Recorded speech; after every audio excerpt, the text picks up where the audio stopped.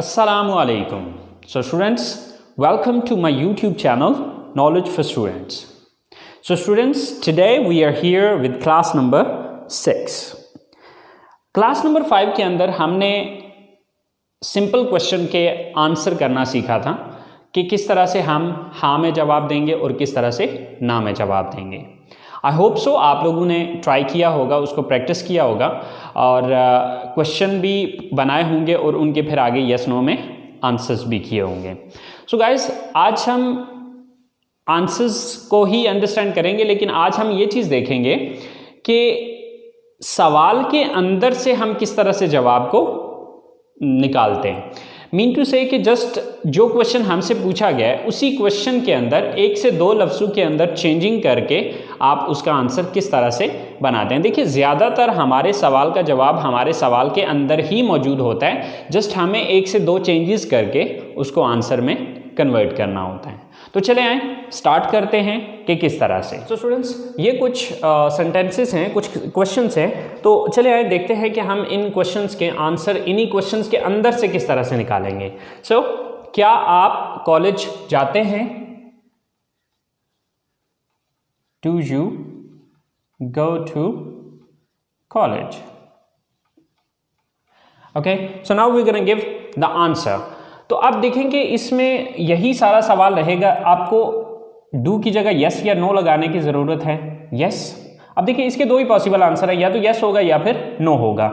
सो इस यू को चेंज कर लेना आई में, बाकी अगला सारा सेम टू सेम यही रहेगा। हाँ, अगर आगे को प्रोनाउन आ रहा है तो उसको चेंज करने की ज़रूरत है, बट प्रोनाउन चूँकि अभी डिटेल से हमने पढ़ा नहीं है, उसको अभी डिस्कस नहीं किया, इसलिए मैं उस डिटेल में अभी फिल वक्त नहीं जाऊँगा, लेकिन अगली क्लासेस में इंशाल्लाह उसकी भी डिटेल आपको बताऊँगा। सो यस आई, नेक्स्ट जो बकिया बचता है सवाल के अंदर सेंटेंस, वही सेंटेंस हम यहाँ पर लगा देंगे। So yes I go to college. सो अगर आप इस आंसर को देखें तो हमने सिर्फ ये दो वर्ड चेंज किए, बाकी सारा वही सवाल वाला ही उठा लिया। अब इसी को अगर हम नो में कर दें तो यस की जगह लगाएंगे नो आई, और यहां पर आप डोंट लगाना पड़ेगा। No I don't go to college, क्योंकि ऑलरेडी आपको पता है कि जब हम नेगेटिव बनाते हैं तो सब्जेक्ट के बाद हम डोंट लगाते हैं। सो नेक्स्ट क्वेश्चन, क्या मैं इंग्लिश बोलता हूं? Do I speak English? क्या मैं इंग्लिश बोलता हूं? अब गाइस यहां पर एक चीज याद रखनी है कि अगर सवाल के अंदर सब्जेक्ट यू आ रहा है तो उसको आई में चेंज करेंगे, और अगर सवाल में आई आ रहा है तो उसको यू में चेंज करेंगे। सो जैसे कि डू की जगह यस, यू को सॉरी आई को चेंज किया यू में। Yes you speak English. Yes you speak English. अब अगर नो में यही आंसर करना है तो यस की जगह नो लगा दें यू, और आगे आपको पता है कि सब्जेक्ट के बाद डोंट लगाना है। Yes sorry no you don't speak English. No you don't speak English. Next question is, क्या हम क्रिकेट खेलते हैं?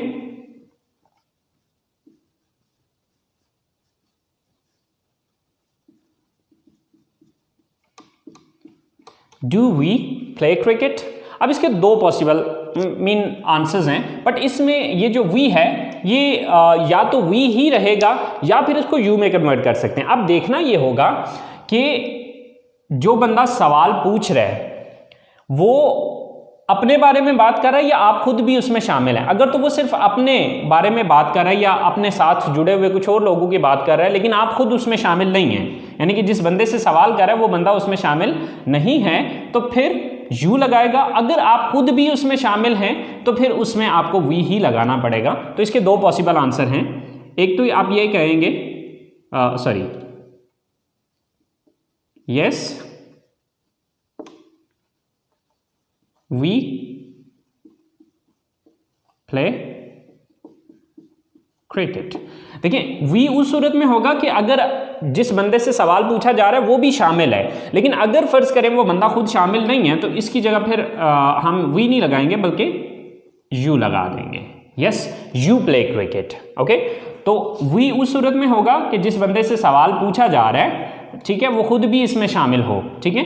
और अगर वो बंदा खुद शामिल नहीं है तो फिर वी नहीं लगेगा, बल्कि आप वी यू में कन्वर्ट कर देंगे। सो अगर नो में आंसर करना हो तो नो, वी या यू, अब वो डिपेंड करता है क्वेश्चन पे। So don't play cricket, okay.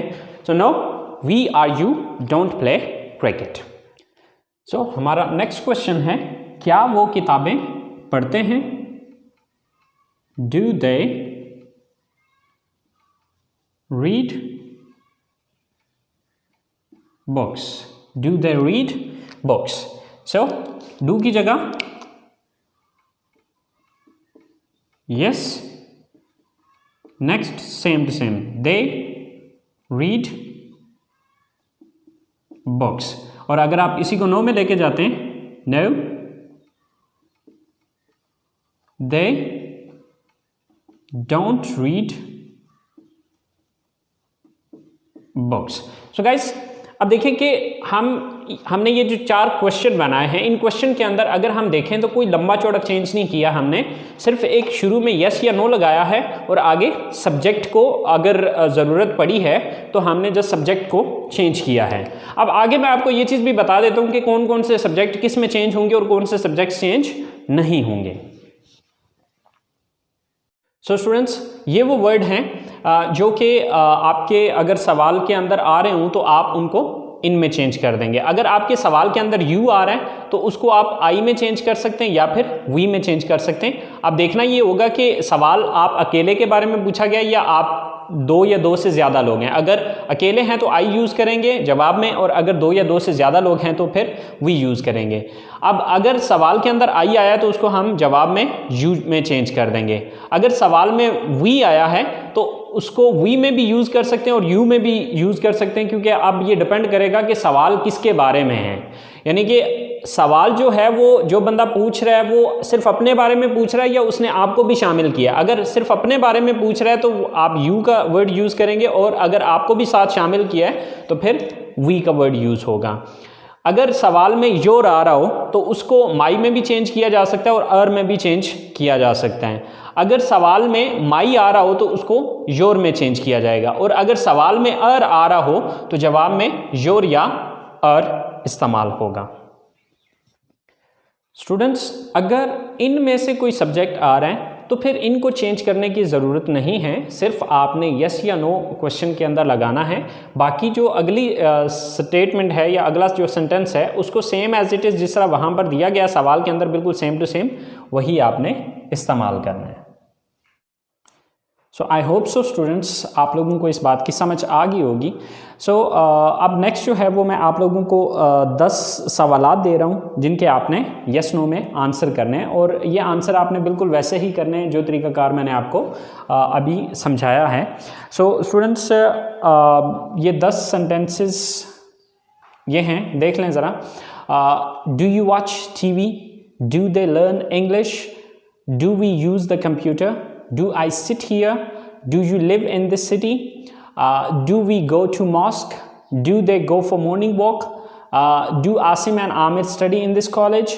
Do they work in this factory? Do you visit different parks? So guys, in sentences को आपने English में convert करना है। तो इंशाल्लाह यही सेंटेंसेस जो है वो मैं अगली क्लास में बनाऊंगा। तो आपने अपने सेंटेंसेस देख लेने कि आया कि जो सेंटेंसेस मैंने बनाए और आपने बनाए आया कि वो सेम है या उसमें कोई कमी बेशी है। So guys, I hope so आप लोगों ने क्लास को एंजॉय किया होगा। सो प्लीज़ गाइज़, अगर आप लोग इन वीडियो से कुछ सीख रहे हैं तो अपने दोस्तों को अपने जितने भी कॉन्टैक्ट्स हैं उनके साथ शेयर कीजिए इसको, ताकि आपके साथ साथ वो भी सीख सकें। और अगर आपने अभी तक मेरे चैनल को सब्सक्राइब नहीं किया तो प्लीज़ सब्सक्राइब कीजिए, और कोई भी चीज़ समझ में नहीं आती है तो प्लीज़ नीचे कमेंट्स बॉक्स में आप लोग ज़रूर मेंशन कीजिए। इंशाल्लाह I will try my level best to clear your confusions. So guys, you take care of your self and इंशाल्लाह hope to see you next time soon. अल्लाह निगहबान।